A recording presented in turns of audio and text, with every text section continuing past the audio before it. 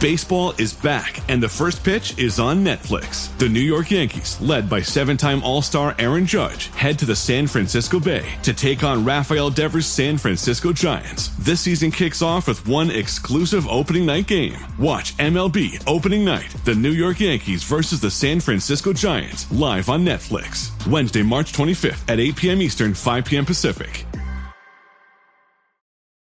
So good, so good, so good. Spring styles are at Nordstrom Rack stores now, and they're up to 60% off. Stock up and save on Rag & Bone, Madewell, Vince, All Saints, and more of your favorites. How did I not know Rack has Adidas? Why do we rack? For the hottest deals. Just so many good brands. Join the Nordy Club to unlock exclusive discounts, shop new arrivals first, and more. Plus, buy online and pick up at your favorite Rack store for free. Great brands, great prices. That's why you rack. They say you should learn something new every day. Like how you should only drink Jägermeister at 0 degrees Fahrenheit, ice cold. Like those frozen cavemen they find, which makes you wonder, what would a caveman think of Jägermeister? Well, if you served it warm, he'd probably throw it in your face, say, "Unga boonga," and storm off. And nobody wants that. So drink it cold or not at all. Jägermeister. Damn, that's cold. Drink responsibly. Jägermeister liqueur, 35% alcohol by volume, imported by Mast Jägermeister, U.S., White Plains, New York.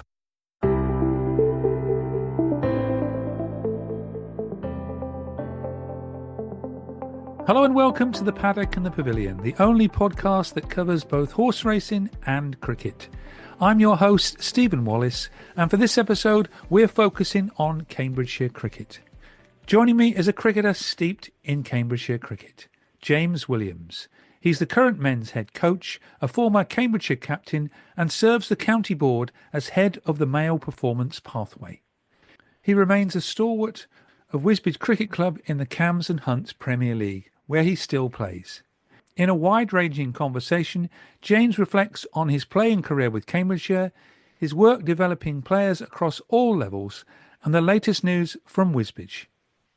But we begin with a special moment as James looks back on a memorable day last summer when he made his debut at Lord's, fulfilling a lifelong dream at the home of cricket. Hello, James. Thanks for joining me on the show ahead of another season of cricket in Cambridgeshire. Yeah, thanks for having me on. Looks like it's going to be another busy one. Well, that's good to hear. Before we talk about your current roles at Cambridgeshire or in Cambridgeshire cricket and at Wisbech, your local club, I wanted to ask you about your maiden half-century at Lord's at the home of cricket on the 25th of July last year. That must have been a bucket list item for you. Yeah, maiden and probably only one that will be at Lord's as well. Yeah, fantastic opportunity. I was invited to play in an MCC game, MCC North v South game, towards the end of July, and yeah, I actually got asked if I wanted to open the batting a few days before it, and I got a little bit nervous on that. I didn't want to get out too early in the game. So yeah, fantastic day, family, friends there, and yeah, to score runs, I was pretty happy. I was actually 20 runs away from retiring from cricket. How do you explain that? Well, I'd said before I went over there to play, I said if I score 100 at Lord's, then I'm done. I'm never beating that. I'm never going to top that. You know, particularly towards the back end of my playing days. And yeah, I got to 80, and then obviously the cricketing gods didn't fancy me retiring just yet. Well, didn't Nasser Hussain score a century at Lord's and then he retired? Yeah, his last game against New Zealand, I think it was, wasn't it? That's right. Yeah, you got a good memory. So this was playing for MCC South against MCC North. What number did you eventually bat then? I went in at number 4, which I was quite happy about. I've batted at number 4 all year, so yeah, came in at number 4. Had a bit of a break. There was a bit of a partnership early on, so yeah, it was just to walk through the long room. Children, my parents there, my partner, she was there. You know, friends there as well. You know, it's such a great experience. And then to score runs as well. But it'd have been lovely to score 100, but I was happy to get 1, to be perfectly honest. Had you played at Lord's before? No, first time ever. First time I'd ever played. So. And which dressing room were you in? Which dressing room were you in? We were in the away dressing room, which is great. I got the first train down into London. I got a taxi over there. I was the first one in the ground, so I got a pick of the spots in the change room. It was a fantastic day, So yeah, it was such a great opportunity to play there, and not sure I'll get that opportunity again. So it was, like I said, it was great to one, score some runs, but two, have family and friends there watching. Did the innings go smoothly? Any scares? It took me about 18 balls to get off the mark. So the only thing I was worried about was getting naught. As soon as I got one, I was a lot happier. But yeah, to keep going and bat, I batted 100 balls, batted that amount of time, and we were pretty central. I think the test match against India was 3 days before it, and we were three pitches along from that, so we are quite central. Um, so yeah, it was a great day, perfect day. I don't, it would have been nice to score 100 looking back at it, but like I said, I was happy just to get off the mark. And did you win the match? Yeah, we did. You're going to test me on the scorecard now. I think we got 220, something like that, and I think we bowled them out for 140 maybe.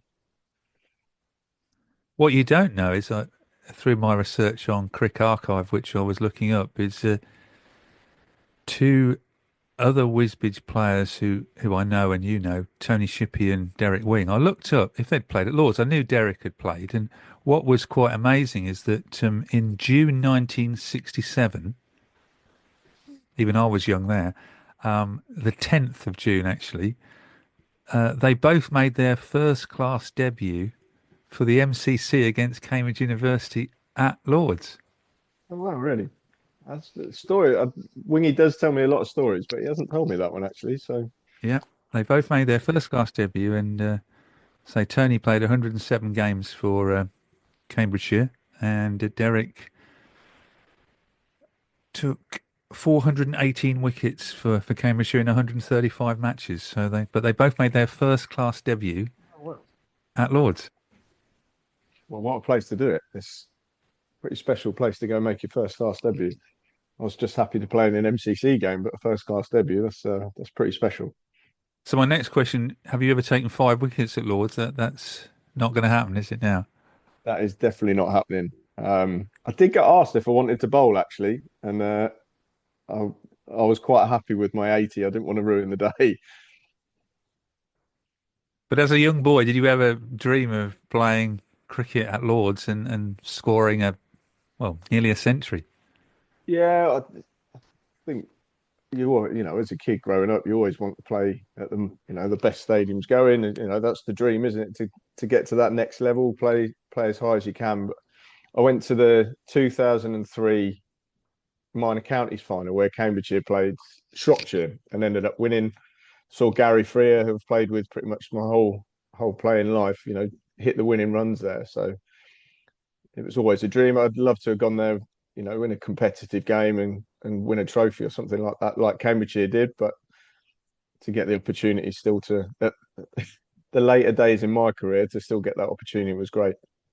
Yeah, you just missed out on Cambridgeshire's games at Lord's. I remember going when they lost in '95. Yeah, I made my debut in 2003 in a 3-day game, and I think that was a bit earlier, maybe in a bit later on from when the 1-day final. But we all went on. I remember going down with my mum and dad, drove down to Stanmore, and then jumped on the tube down there and went and watched, and yeah, singing along, watching Cambridgeshire win. It was a great day. Just going back, when did you get the cricket bug? How old were you when you first picked up a bat or bowled a ball? I didn't really play cricket until I started secondary school. I probably played a little bit with my parent, my dad and my granddad in the garden. Got a real vivid memory of bowling with my granddad in the back garden, and I was tempted with a bit of leg spin, and I was bowling a bit of seam, and I was like, "What should I bowl?"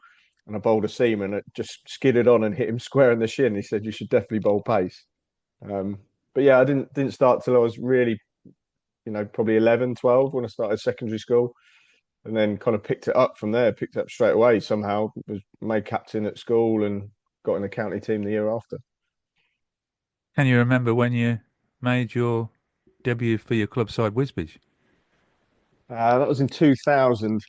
I can definitely remember that because we had an overseas Abdul Rauf Khan who was absolutely rapid, and as a 14-year-old, placing him in the net's certainly a bit of a baptism of fire. But yeah, probably played a few friendly games in 2000. I'm not sure I played a league game in 2000, but 2001 I definitely played because we had overseas Greg Blake, who I'm still really good friends with now. Still speak to him regularly. So yeah, so I remember that year. Got to get it in because I hadn't realised that even though you're Wisbech through and through, you're born in Kings Lynn. Yeah, but well, we don't have a hospital in Wisbech, so that we had to get shipped over to Norfolk. So if I ever wanted to play for Norfolk, I could do, but that's not going to happen. But yeah, You made your debut, as you said, for Cambs in 2003 at Fenners. You were only 17. so this is a great story. It wasn't at Fenners; it was at March.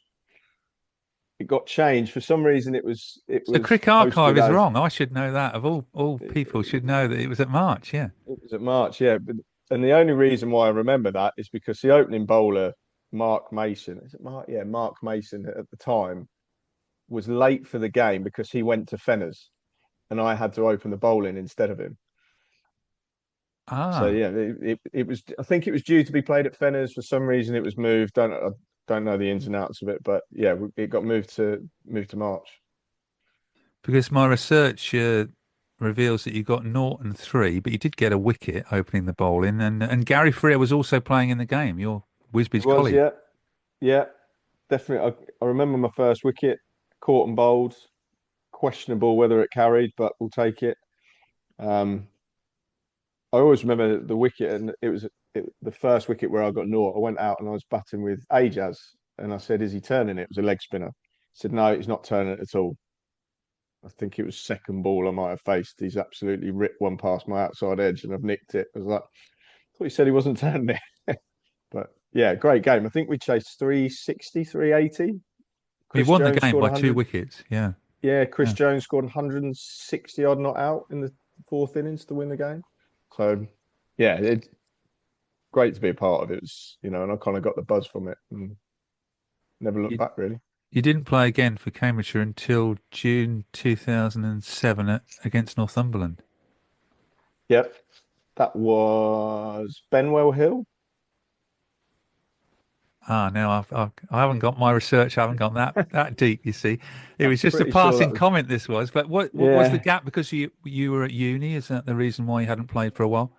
I just think, to be honest, I don't really know. I've gone to uni, probably a little bit of that. Probably wasn't quite good enough. I'd probably say I wasn't quite ready in 2003. It was certainly a big step up. We were in Wisbech would have been in what would have been Div 2 back then. So Div 2 going to play minor counties cricket, that was a huge jump. Um, but yeah, just not selected to be honest, I should imagine. And yeah, 2007, I'm pretty sure it was at Benwell Hill. Um, day three, I've got a vivid memory of stuff like this. Day three got washed out, which we were pretty happy about because Northumberland were very strong back then. Next game I wanted to pick out. Don't worry, I'm not going through them all. Was your first home match for Cambridgeshire in a 3-day game, which is at Wisbech against Suffolk in August 2009. It must have been special to play a 3-day game at Wisbech. Yeah, it was. We hadn't had any county cricket, but I know obviously historically it was a county ground. They had some big NatWest games there, and we'd just turned the ground around, and we thought we were ready to play some 3-day cricket there. And yeah, to play in your home ground was perfect. It's a great spot to play, and nice to have a home crowd cheering you on. I guess one of your highlights playing for Cambridgeshire, there must have been playing in the 4-day minor counties final against Cheshire, which was also at Wisbech in September 2013 or 2013. Yeah, 2013. So I missed out the 2 years before we made the 4-day final against Devon, I think it was Devon or Dorset at March, and I played the first 3-day game against Hertfordshire, Bishop Stortford, and then 2 days later I was going in for my first shoulder op, and which took me out for the season. So watched that. I was gutted that, not gutted. We obviously won the Eastern Division. It was fantastic. But then to do it again in 2013, play the whole season, got Player of the Year, to be a big part of that, it was just gutting. Really, we were 20 minutes away from drawing the game because the heavens opened, and if we'd have hung on for 20 minutes, then we'd have drawn the championship. And you played for Cambridgeshire then since 2007. I looked up that you played in every season until you stopped in 2019. Yeah, it did. Yeah, some say I was probably fortunate. I remember getting dropped for one last game of the season against Cumbria, I think it was. Half what year that was? It might have been 2016 or something like that. But yeah, really fortunate. I loved it. I loved playing multi-day cricket. I loved being in part of that environment, that challenge that you were facing at that next level. And to have the kind of playing career that I did, I was really lucky. 65 minor counties or national county matches, 39 games in the one-day trophy and 14 T20 games, 2,500 runs, 3 centuries and 99 wickets. How long were you searching for number 100?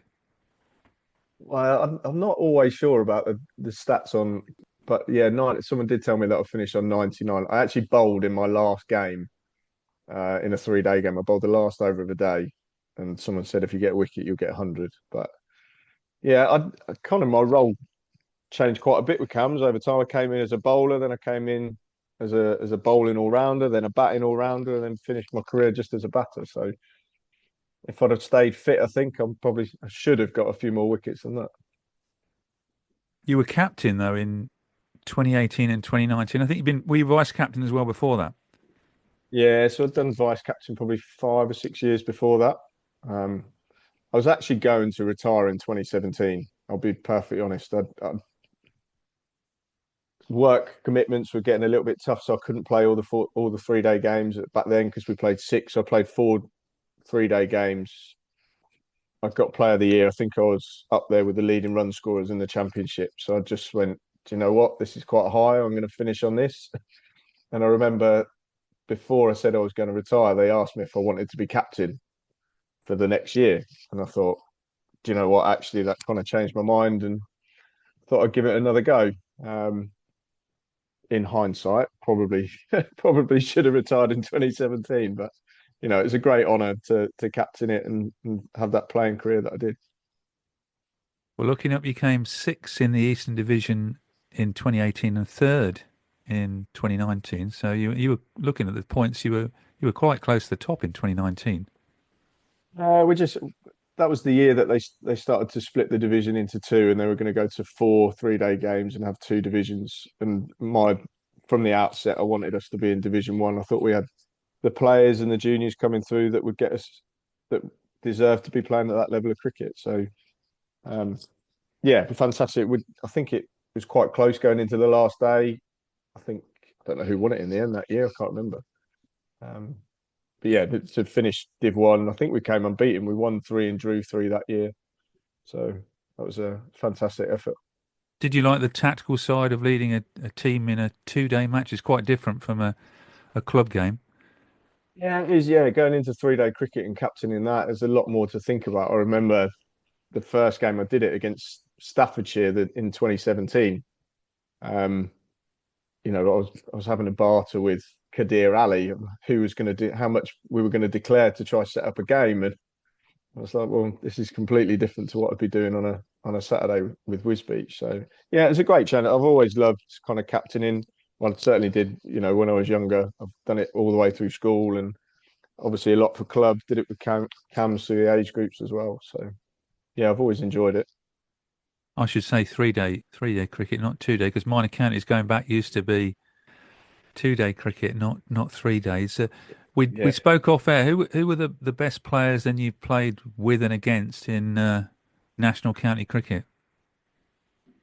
Played with standout Paul McMahon. He was our captain for 3 or 4 years and got us to those championship finals. He was outstanding, both leadership as a bowler, as an all-rounder, and he kind of changed the way that we played, and we were kind of always that middle range team when I first started to being a real challenge in 3-day cricket. From a local point of view, Lewis Bruce as well, fantastic spinner. Simon Kellett, when I first started, he was obviously, our pro back then, and prolific run scorer, and my coach as well. When I was growing up at school and at Cambs, played against. It's a great question. There's a few players in there.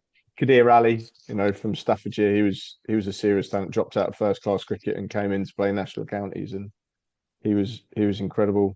Trying to think now. Looking back, I've played against the likes of Liam Livingstone, Mark Wood. Mark Wood was only young back then, thankfully. I don't think he was the tearaway bowler that he is now. He certainly was that at junior level? Was it when you were playing? No, he played for Northumberland. Can't remember what year it was. It was at Fenners, and this was one of those games that I flicked through whilst I was very, very bored one night, and noticed that he played. There's a few. Liam Dawson as well. I've played against Liam Dawson. So there's a few cricketers that have popped up now that you kind of go, oh, I've played against you.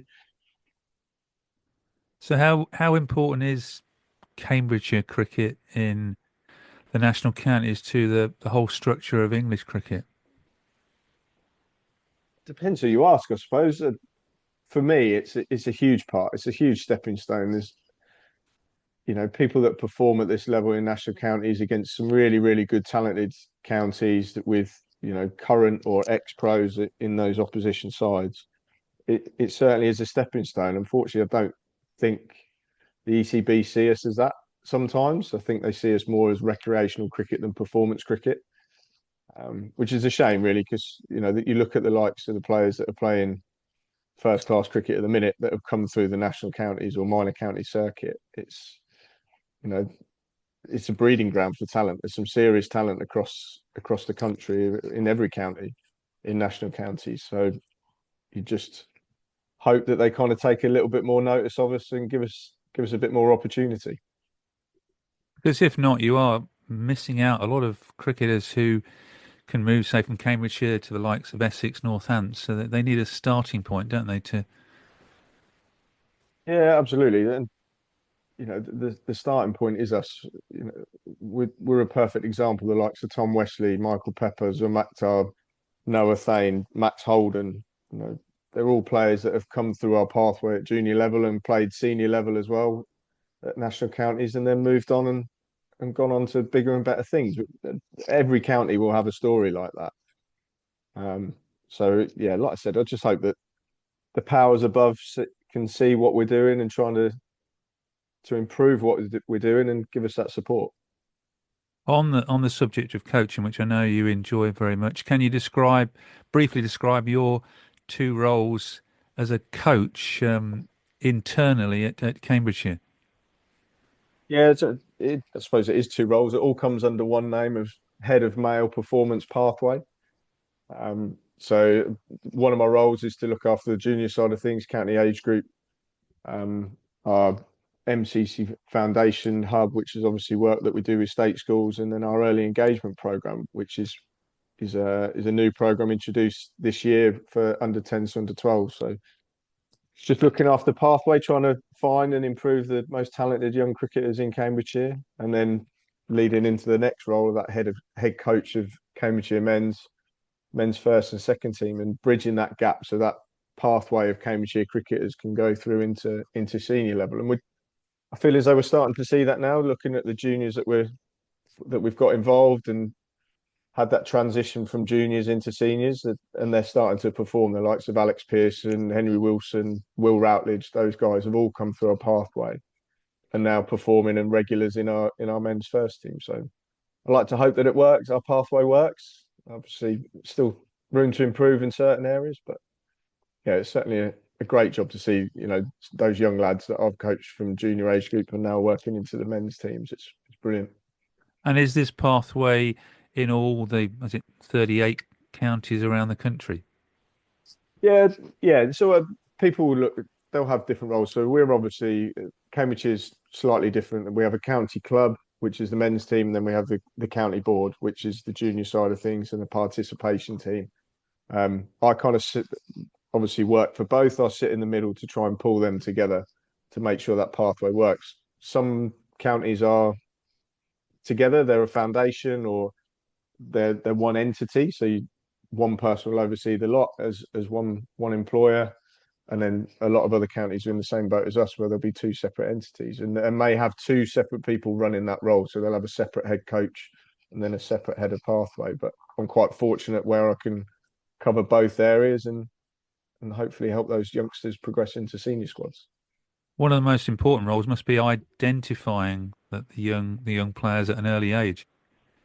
Yeah, it is. It's a huge thing, Cambridgeshire cricket, club-wise, we've got a lot of clubs, some big clubs, some smaller clubs, and, we've got some brilliant schools, and it's identifying, trying to get out there and find that talent.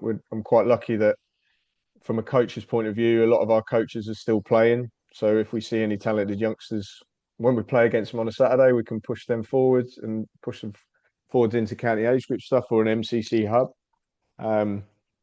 I think the biggest thing is that we've gone to open nominations for our observations. So what used to be trials, we now call observations for our juniors. So anybody can apply. Before it was relying on junior coordinators at clubs or head of crickets at schools or something like that. Now we open it across the board. And I'm sure that a lot of other counties across the country do the same. So actually we're broadening that net. We're giving a little bit more access. We do video nominations for older age groups. So they send in video clips of them bowling or batting to make it a little bit easier if they can't travel into observation sessions. Talent ID is huge. And, we're constantly trying to improve on broadening that net across the county. Cambridgeshire is a funny area. You've got a lot of condensed population in the south of the county, and then the likes of us up in the north, it's very rural and very, very sparse. So we're trying to get out as much as we can, and that's kind of what the early engagement program does as well for our under 10s and under 11s and 12s. We have two hubs. We have a north hub, which is based in Ely, which will cover people from the north and in that central Cambridge region, and then we have a south hub which covers the city in the south of the area. It's just to broaden the numbers, give more opportunities to players, to get better quality of cricket coaching. And you're confident with those things in place that you are identifying the young players, because people can develop at different ages as well, can't they? Then yeah, absolutely. Yeah, and we see that. I think that's the best thing. We have age groups from under 10s all the way through every year till under 18, and then obviously men's teams. We see people jump into the program. We've had a couple of under 16s that we've never seen before. We've seen a couple of the guys from the MCC hub jump in across the county age group, and that the MCC Foundation program is a huge part of our pathway. We've taken it on this year. It's been kind of run separately, and it's now part of our pathway. And we want to make sure that those guys in a state school that are getting good quality of coaching, then if we think that they're good enough and they can progress into the county age group program, it's an easy move over. And your boys, but presumably there is also a program for the girls, because the women's game is developing so fast. Yeah, absolutely. So obviously the women's senior program changed last year, going into the 3 tiers. We were gutted that we didn't get a tier 2 opportunity. We felt like we put Lee and the team from the women's department put a really good plan together to give us an opportunity. But we run exactly the same program. From a girls' perspective, they have early engagement program, foundation, MCC Foundation, county age group program. They also have an emerging players program like we do, and then obviously a women's team. So it's the same opportunities, and it's the same talent ID process as well. America leads the world in medicine development. It matters. We get new medicines first, nearly 3 years faster. 5 million Americans go to work because we make medicines here at home. And not relying on other countries keeps us safe. But China is racing to overtake us. Will we let them, or will we choose to stay ahead? When America leads, America cures. Let's tell Washington to keep us in the lead. Learn how at americacures.com. Paid for by Pharma. Get in the game with the college-branded Venmo debit card. Wreck your team with every tap and earn up to 5% cash back with Venmo Stash, a new rewards program from Venmo. No monthly fee, no minimum balance. Just school pride and spending power. Get in the game and sign up for the Venmo debit card at venmo.com/collegecard. The Venmo MasterCard is issued by the Bancorp Bank N.A. Select schools available. Venmo Stash terms and exclusions apply at venmo.me/stash terms. Max $100 cash back per month. Turning to your role as the head coach of Cambridgeshire, what are your hopes for 2026? Trophy would be nice. We've kind of fallen short over my period of coaching. You're in the top obviously got division, through aren't you, for Eastern, aren't you? Yeah, so we got promoted 2 years ago, which is fantastic. We should never really the side that we had. We wanted to progress and wanted to get into Div 1. And to be honest, how we played our first year in Div 1 last year, I'm really, really impressed with the way the lads played. And I think we've got a really good opportunity to really push for a title in that. We've got a lot of experience with a lot of young talent coming through that are ready and raring to go. I suppose over the year, I think we're probably in a bit of transition in white ball this year. There may be a little bit of change in personnel, and I think we're probably a little bit gutted. 2-3 years ago, we were probably in a really good position to get a white ball trophy. Making T20 finals, making the final, and narrowly missing out on the last ball of the game. It was gutting to get that close and not get over the line. But I think from a red ball perspective, I think we're in a really, really good place at the minute. Hopefully we can get over the line and push for a final, push for a win in the Eastern Division, and then a championship final. Fourth in 2025, all your 3-day games were draws. Yeah, they were. And to be honest, fourth doesn't sound too glamorous, but with probably 20 minutes to go on the last day of the season, we were close to winning the league. We fell just short of beating Staffordshire, and I think if we'd have beaten Staffordshire, we'd have come top. So, great to come away with not losing a game. It's a big jump from Div 1 to Div 2. There's some really good teams, some good pros, some good talented, national counties cricketers.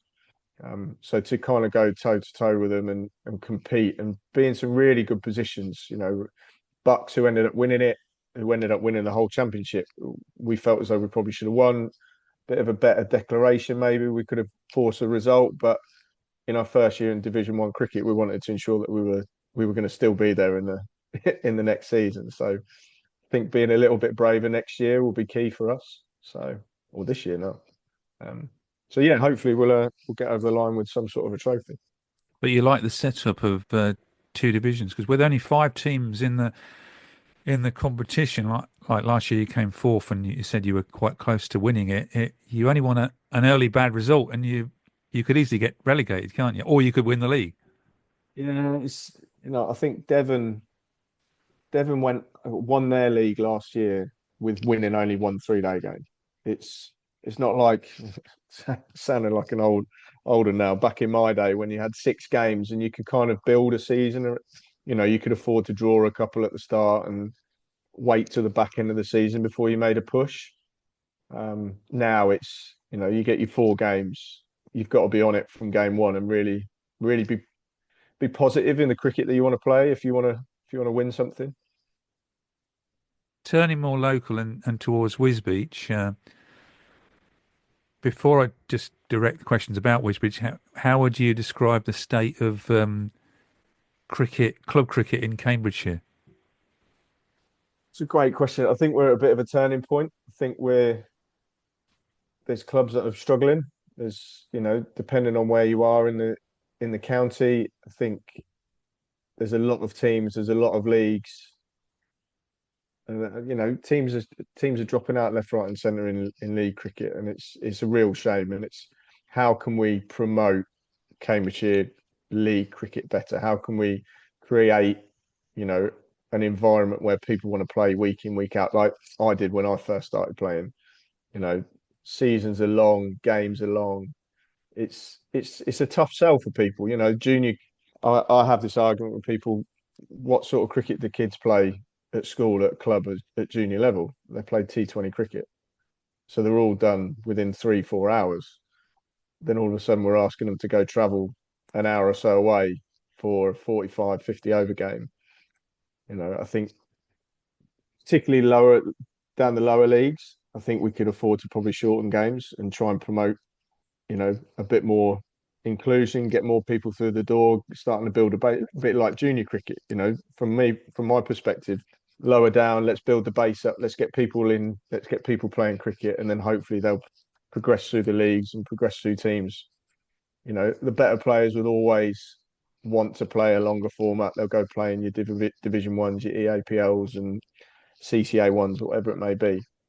But I think we need to start looking at how we can get more people playing league cricket, because I think there are clubs and that are really struggling to get people in the door.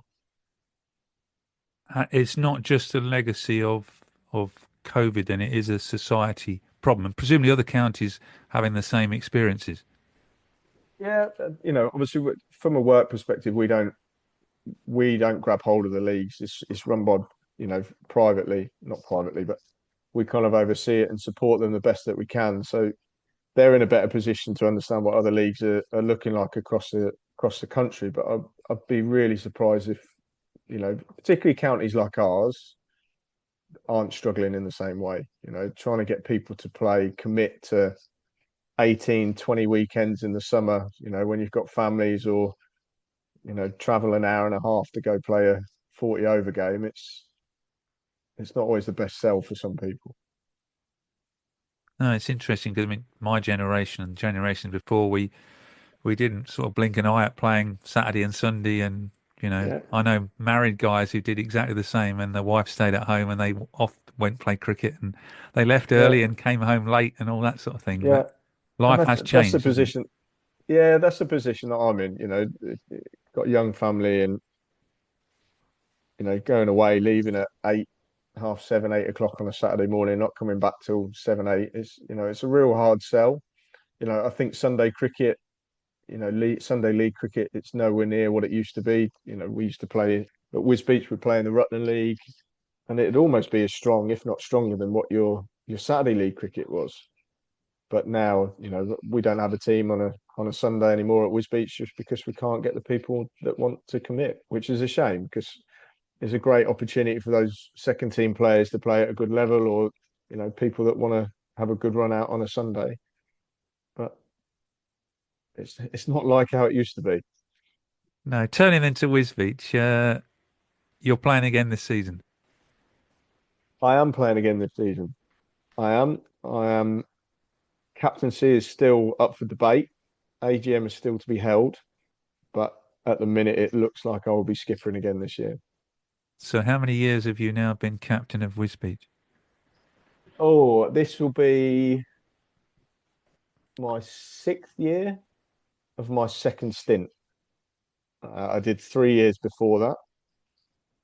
2.5, I suppose, because as I mentioned previously, I had a shoulder operation which took me out for half a season. So that was in 2011. So that was when I first started captaining Wisbech. So mid-table last year in the Cambs and Hunts Premier League. What are your prospects? I saw on Instagram the other day you've signed a new player. Yeah, we've made a couple of signings. We've obviously lost a couple. We've lost Josh Bowers and Josh Porter. They've gone to go play some EAPL cricket, which, fair play to them. They want to go play that next level up. So we've had to recruit. We're still looking to recruit. Yeah, I think it'd be tough. You lose 2 good players like that. It's going to be a huge loss to you. But we've still got a lot of talent. Young talent and the older talent in the squad to hopefully we'll have a decent season. Yeah, on the subject of older talent, ex-Cambridgeshire star Gary Freer still playing? Still playing, still keen. We were having a conversation last week, actually. Yeah, last week, about retirement and stuff. And we both said, I don't know what I'd do if we didn't have that kind of change room environment, that banter that you have with the lads and playing cricket on a Saturday. It'd be a huge loss. So we're going to keep going just for now. I think everyone misses that. That's the one thing you miss in the end is the characters in the dressing room, playing with people you're familiar with. Absolutely. And, we're at a stage, the guys who've gone over to go play Downham, in the East Anglian Premier League, they're still young lads. They want to play Premier League cricket. For me now, it's about playing with my mates, and it's always been about playing with my mates. That's why I've always stayed at Wisbech. Same with Gary, same with a few of the other guys. We've always played there. No matter what level you're playing, if you're playing with your mates and enjoying your cricket, you're going to play good cricket. So that's the big thing for me. And club-wise, is the aim still one day to get back into the East Anglian Premier League? It might seem a long way off at the moment, but still, as a club, that's where you want to be heading to. Yeah, absolutely. We've got some talented youngsters. We've lost a lot of talented youngsters since then because they've had the taste of EAPL cricket or that next level of cricket. And fair play to them. So yeah, ultimately we've got a brand spanking new pavilion that's ready in a few months. New nets come in. All these new facilities. We want to be able to play at the best level that we can and offer the best facilities we can to our members. So, I certainly won't be part of that next EAPL journey. But we want to make sure the club's in a good position for those that get in there next. For listeners, you played in the EAPL in 2023, was it right? Yeah, 2023. It certainly wasn't on the radar at the start of the year. We thought we'd have a good chance of winning it, and we obviously, myself and Gary and Josh and a few other lads, we've obviously talked about it. We've been fighting for it to get up there for a number of years, and it's probably a little bit later on in the day than what myself and Gary were hoping, but it was a great experience. We loved it. I certainly loved it, going to different grounds, playing against some incredible players, and challenging yourself. And that's a little bit why I always loved playing for Cambridgeshire. It was that next level, testing yourself out against the best players around, and that's certainly what we enjoyed when we went into the APL. Just going back to the new pavilion, how close are you to having it built? So I saw yesterday the roof trusses arrived yesterday. So the roof's going on next week, apparently. So we're getting close to being watertight. And the plan is still for start to mid-June pavilion to be ready for us. So, and how different will that be to the previous pavilion? What facilities have you got inside? So it's on the same kind of footprint. It's a bit bigger. It's a lot bigger, actually, looking at it when I saw it last week. Bigger bar area, bigger change room, more change rooms. Obviously, we had a bungalow on one side of the pavilion. That's now not there. That's going to be another set of change rooms, a bigger communal area. It's just going to be far more modern. The other place was a little bit run down, bless it, but it was a great place to kind of play and call home. But yeah, this new pavilion looks all singing, all dancing, and it looks, when it's done, I think it would be very impressive. But having the infrastructure, the facilities, the ground is all key to attracting players and hopefully one day getting Wisbech back into the East Anglian Premier League. Yeah, it is. We hope that it's a tough sell to try. I found that out most summers or winters, trying to get people to come and play for you. With the amount of money flying around in club cricket, it's hard to promote your club and try and get people to come over and play. But I think you like to think we've got a great ground, a great wicket, a great community feel in the club, and now we're going to have all these facilities, a brand new home with new nets and new sight screens, new covers, and everything in the future. We hope that kind of attracts people to come and play, because in the area that we are, it's not the easiest to come and promote. So yeah, hopefully we can get a few more people in and we can start building again. And your own roles, you're hoping to continue in those for several years to come? Yeah, I'd like to stand down as captain at some point. I think it's time for some younger version of me to come and take it over and give it a new lease of life. But, still happy to be involved and keep working towards the club, getting bigger and better. And with Cambridgeshire as well? Yeah, Cambridgeshire, yeah, absolutely. I think we're in a really good place. From a junior perspective, we've got more numbers, in our county age group squads, in our early engagement, and we're now seeing a lot more of those players, progress into senior squads. We're going away to Loughborough at the start of April in a pre-season trip where we take our early emerging players program and our first team squads we're looking at 40 plus players going along to that, which is great. To see that many people wanting to be part of what we're trying to do. So yeah, those roles don't look like they're changing anytime soon. And is that one way where the emerging players get to mix with the first team players as well? Yeah, so that was always a big part of my role, to try and keep that transition between the county age groups, our most talented players and our senior squad. So to get them all along, I remember as a junior going along to Trent Bridge for the weekend and training with the first team and getting to know them. And so when you do get the opportunity to get into those squads, the players, how people work. So hopefully it makes it a bit easier, and it's nice for those younger lads to work with some really good, talented cricketers that are playing in our first and second team. Best of luck, James, for the new season with Wisbech and Cambridgeshire, and thanks very much for joining me on the Paddock and the Pavilion. No, thank you very much for having me. Thanks. 2 teams, 1 cup. The primetime stage is set for the TGL presented by SoFi Finals, Los Angeles Golf Club versus Tigers Jupiter Links. Keep up, it's playoffs. Tune in Monday, March 23rd, 9 p.m. Eastern on ESPN2, and Tuesday, March 24th, 7 p.m. Eastern on ESPN and on the ESPN app. Too Good & Co. coffee creamers are made with farm fresh cream, real milk, and contain 3 grams of sugar per serving. That's 40% less than the 5 grams per serving in leading traditional coffee creamers for a rich, delicious experience. Whether you enjoy your coffee hot, cold, bold, or frothy, Too Good coffee creamers make every sip a good one. Too Good coffee creamers, real goodness in every sip. Find them at your local Kroger in the creamer aisle.